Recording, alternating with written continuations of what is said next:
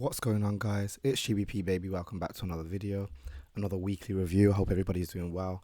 And yeah, we're about to start the new month in April next week. So tomorrow we will be taking a look at monthly profiles.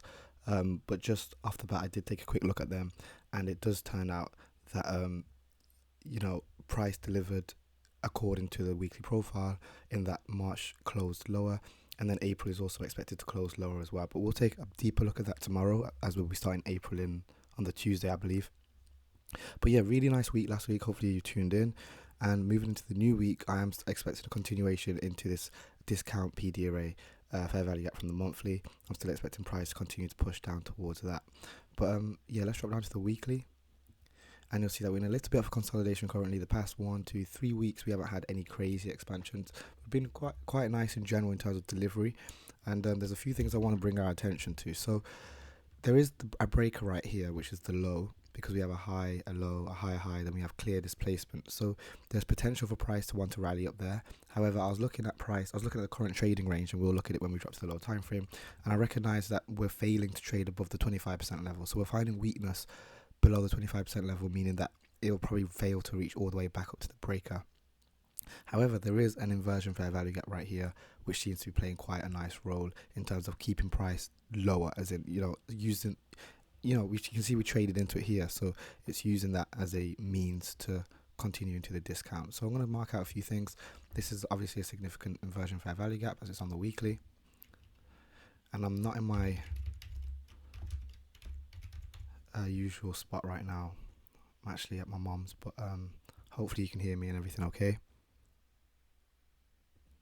And with us starting the new month of April, NFP is going to be happening this week, so we can expect a lot of expansion as we move to the later part of the week. However, we'll speak more on that tomorrow. So right now I have my eyes set on wanting a down close week, meaning that I'm expecting some kind of rallying into this range of this wick from last week first. I'm happy for price to rally to create some kind of high, and then typically I'd want to see us expand lower. The idea of us taking out this high, ideally if we leave this high intact, then it's showing significant weakness, as in it'll be very supportive of heavy downwards displacement and running into our monthly fair value gap. So I will bring our attention to this range of this wick, because we've got such a long wick. What we're going to do is we're going to divide it into quarters. And as we drop down to the low time frames, we should be able to identify PDRAs that are resting within it that we can refer to. So we've got the high of the wick, we've got the opening of the wick, and then we've also got the midpoints, and we'll get those delineated now. I'll just mark out the midpoint for now, and then if we notice anything, we'll come back and look at the 25% levels. But generally speaking, the highest ideally I'd want to see price trade will be here, which is 50% of the week, or 50% of the wick, also known as consequent encroachment. And then I'd like to think it'll be downwards pressure, like downwards price action from then on. And then generally speaking, I'm looking for us to start running towards these lows. Now, whether we take out these lows this week or not isn't what we're focused on. It's just, this is our draw. My draw on liquidity is down here, but obviously we've got a clear range to get through here. This is all back and forth price action in these wicks. So if price is going to trade through there, it's going to need quite a lot of energy. And what can help give that energy? Obviously, high impact news and such will be used as sentiment for that. So these are just a few things to take into consideration. But nonetheless, we have a nice bearish order block right here, lying within that weekly wick. So let's get the opening of that marked out. And I'd like to think that this will be quite sensitive to the price, creating some kind of acting as a bearish PDRA. So we'll look at this as a daily, and I don't know whether you can hear, but my voice is going. I had a bit of a fun weekend, but anyway, daily bearish order block open. So I'm happy for price to rally into that to create the high, and then potentially turn around. But obviously there's room and ability for price to hit that 50% level, potentially even into here. Ideally it doesn't, and I say this because the weaker it is, the less it's going to be able to reach. Like, it will fail to get up here, it will reach here, and that'll be it. It'll tap out like, no, I can't do no more, and then we'll see the displacement running towards our south side liquidity stops below here and here. So there's a few things. So let's just mark this out as south side liquidity, because this is our higher time frame. And this is a daily bearish order block, which we're expecting to act as such. And then we also have a breaker within this range that we can look at on the 4 hour. So we want to look at the last down close candle before the up move, and we're kind of just in this consolidation right now. But you can see when I'm looking at these candles right here, the way I'm looking at it is like this. So if you look at the volume of it and we drag that through, this consolidation price shouldn't be able to trade through that. It's too much. There's look, we got back, forth, right through from Monday. Is that Monday last week? Wow, yeah.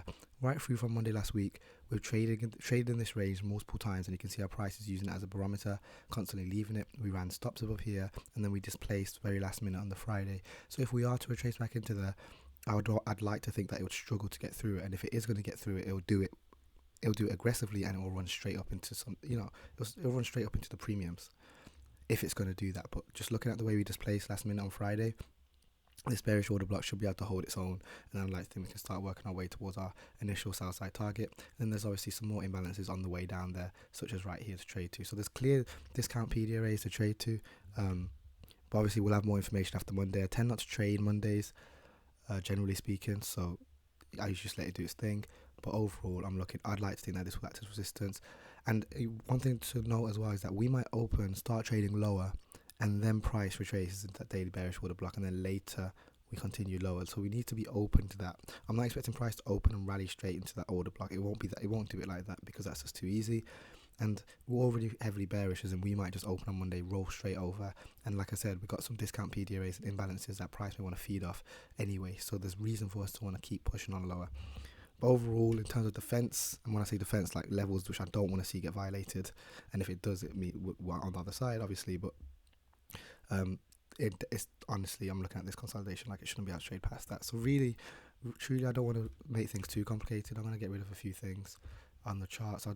My charts got so messy last week, so let's try and keep them a little bit cleaner. But overall, let's go to the 1 hour. I don't want to, again, that bearish order block, and here you can see what I mean by that consolidation. Look at how price is just constantly doing its thing with inside of it. But there's only so much you can look at here. I'm not looking at this like this is easy to read, guys. This is not nice. This is pure, consolidation. So we got to allow for that. But then obviously we have high impact news, and then we have all these stops below here, here, here, here, here, and then these beautiful relative equal lows that have been engineered a few weeks back to get traded towards. So yeah. So that's everything on dollar. Hope that all makes sense. So head on to GBP USD. We'll start on the monthly here as well, and you'll see that GBP is also running up towards this bearish order block on the monthly. So we don't have a clear imbalance. There's an implied fair value gap right here. Let's use that. But it'd be nice to see if price can trade into this range, basically, in line with dollar dropping. And then we'll go to the weekly, and you'll see again similarly we're in quite a heavy consolidation in terms of the past 3 weeks. Lots of wicks back and forth, because one thing to remember is what is consolidation. It's where prices, it's becoming stronger. Basically, a consolidation is making something stronger almost, and they're doing that because it's going to leave it. Whether it leaves it up or down, we don't know. But based off our analysis and such, we're expecting and anticipating more premium prices. So based off that, we need to allow price to continue to consolidate. Remember, this is on a weekly scale, and then we build our bias around that. But again, similarly to dollar, we have a breaker here in terms of low, high, create the low, displacement. So this high, if price does want to tap down into that, I'd expect that to be a very sensitive price level, purely because it's the last close candle before this huge drop, and then we ran it. So if we look at this, on the high time frame, maybe it's a bullish order block.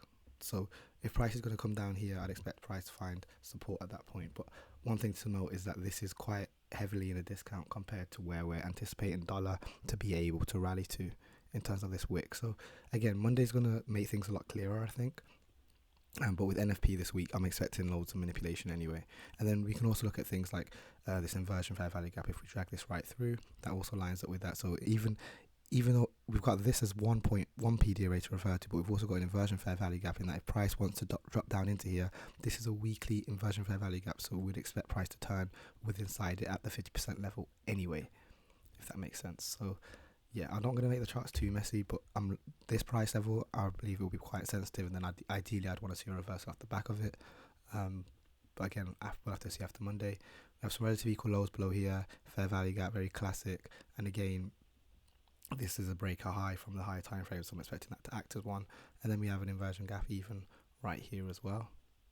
That also lines up. So we expect support to be found at these points If it drops through it, it will use it as resistance and we can get on the right side. That's not the issue, but it'll be interesting to see, can it hold itself? And if it can, then we can start looking at these highs and some really nice premium pricing moving later on into April and May, etc. So let's go to the 4 hour, take a closer look and look at that.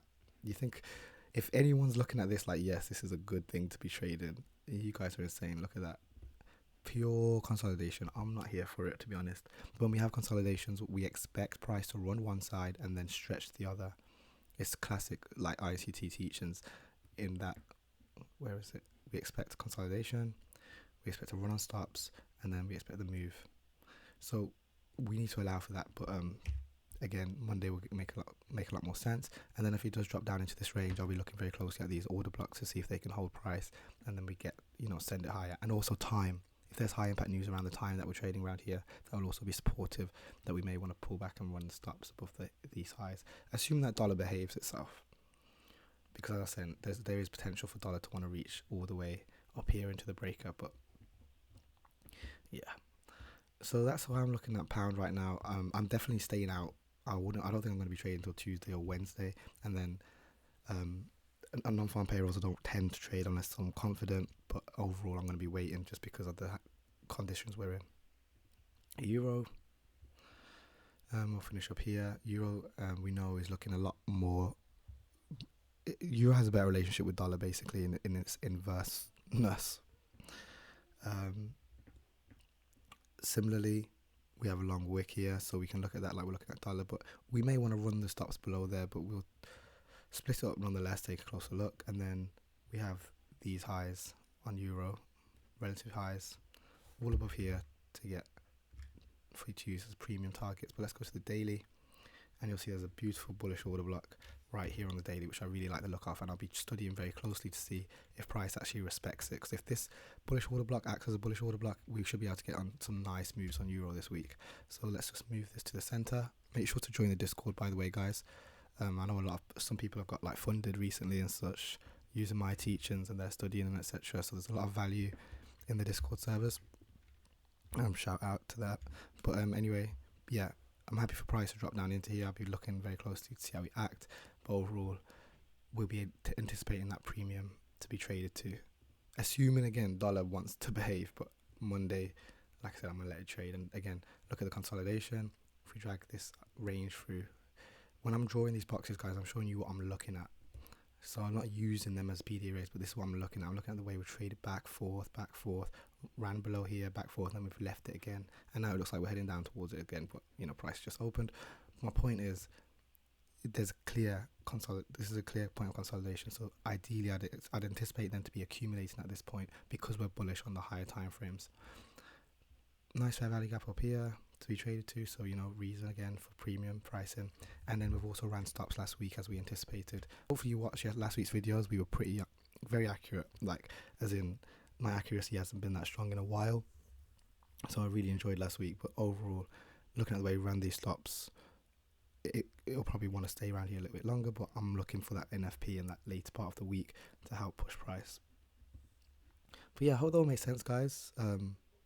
It's going to be an interesting week to say the least. We've been in consolidation for a while now, so it'll be nice to see if NFP can take us out of that.